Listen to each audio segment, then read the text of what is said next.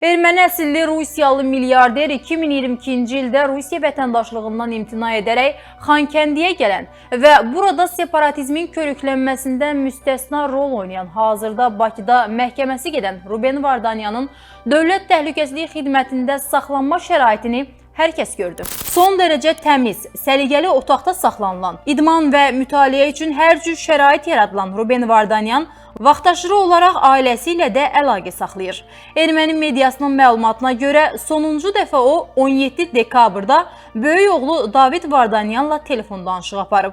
O, oğlu ilə danışarkən Bakıda keçirilən məhkəmədə deyəcəyi son sözdə hansı məqamları vurğulayacağına toxunub və əlbəttə ki, bu da mediaya ötürülüb. Mən baş verənləri məhkəmə kimi qəbul etmirəm və ədalətin imitasiyasında iştirak etmək niyyətində deyiləm. Bakıda baş verən bu proses ədalətli mühakimənin əsas standartlarına cavab vermir və ona görə də əsl mənada məhkəmə prosesi sayıla bilməz.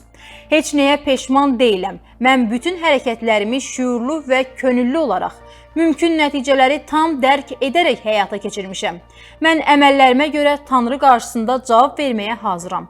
Peşman olduğum tək şey bundan artığını edə bilməməyimdir. Mən bir daha bəyan edirəm.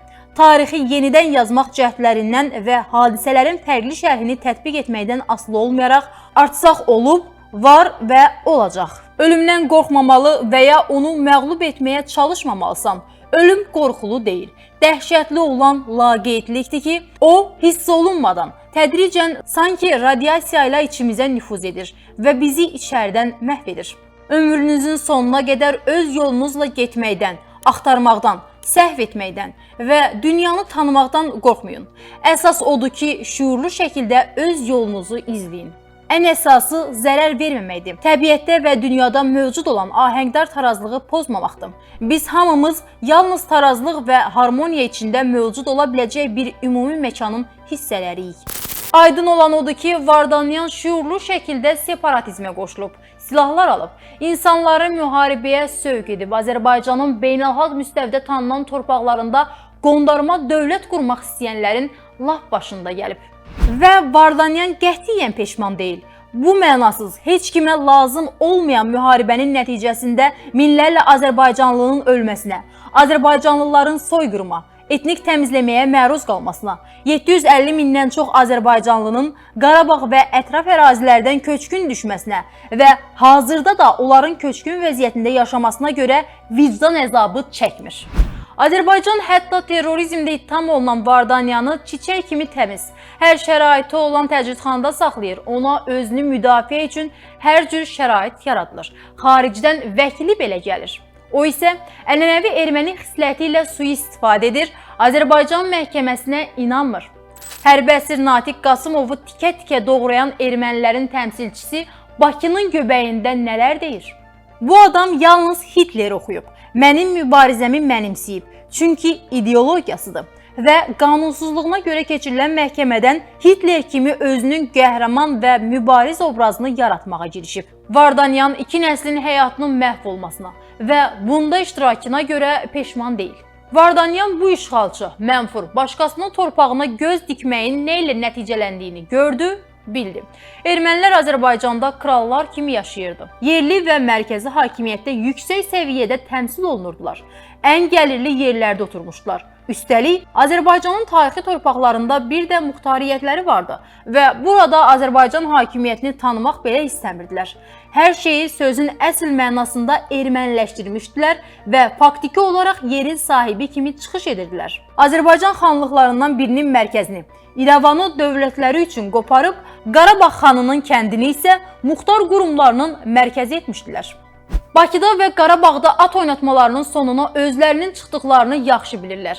Əgər torpaq qoparmaq üçün müharibəyə başlayıb Azərbaycanlıları qətlə yetirməsəydilər, torpaqlarımızı işğal etməsəydilər, əvvəlki kimi davam etməyə razılaşsaydılar, yenə həm torpağımızda oturub, həm də sərvətimizi talayacaqdılar. Bütün bu dəhşətləri bizə, onlara 1828-ci ildən sonra kirvə deyib, qoynunda yer verən Azərbaycanlılara yaşadandan sonra aldıqları zərbə belə bu faşist təfəkkürünü, işğalçı düşüncəni dəyişmir. Qandan doymayan, vəhşətdən həzz alan təfəkkürün, düşüncənin simvoludur Vardanyan. Kilsənin simasıdır, diasporun özüdür. dayanmırlar. Dəhşətli səhvlərinin, haqsız ərazi iddialarının nəticəsindən dərs çıxarmaq əvəzinə daha da irəli gedirlər. Etdiklərimdən peşman deyiləm.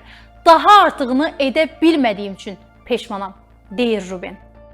2022-ci ildə Xankəndiyə gələndən sonra 2 silah anbarı yaratması, dron alması, Rusiyadan muzlular gətirtməsi, xaricdə milyonlar hesabına Azərbaycan əleyhinə təbliğatı genişləndirməsi, VOMA terror təşkilatını maliyyələşdirməsi və daha nələr peşman deyilmiş, daha artığını etmək istəyirmiş.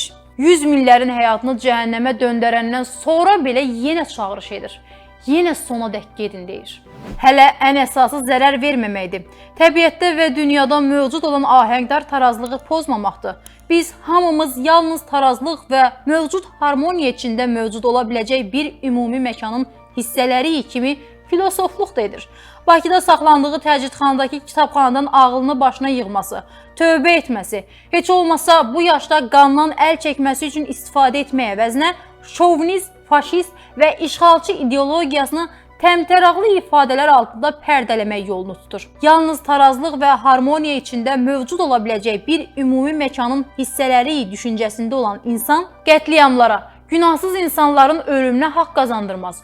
Bu qətliamları maliyyələşdirməz, varidatını silah almağa, gəncləri ölümə göndərməyə sərf etməzdi. Vardanyan erməni şovinizminin, faşizminin, qəddarlığının, qanla bəslənmənin, qandan doymamanın parlaq simasıdır. Bu simanı Bakının mərkəzində nümayiş etdirdiyinə görə Vardanyana təşəkkür edirəm və ermənilərlə barışmaq üçün sülh çağırışları edənlərə səslənirəm. Ermənilərə yemək üçün taxıl göndərdik. Sosial şəbəkələrində hayküy qaldırdılar ki, Azərbaycan bizi zəhərləmək istəyir. Buğdanın tərkibini yoxlayın.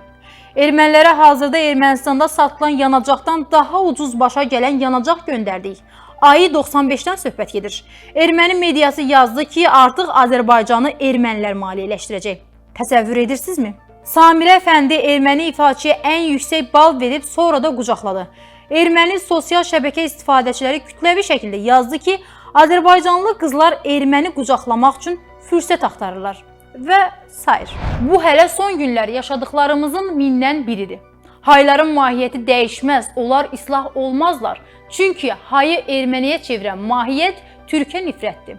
Türk tarixini, mədəniyyətini oğurlamaqda. Əgər bundan əl çəksələr, erməni olmayacaq, hay olacaqlar. Hayla gəldiyi kimi də vayla çıxıb gedəcəklər. Nə qədər ki onlar Qafqazdadır, bu bölgədə sülh olmayacaq, yalnız atəşkəs olacaq. Atəşkəsin daimi olması üçün haya inanmayacaqsınız, onları ölkəyə buraxmayacaqsınız və güclü olacaqsınız. Haylar ancaq Azərbaycan güclü olanda qınına çəkilir. Allah eləməsin, azca zəifləyək.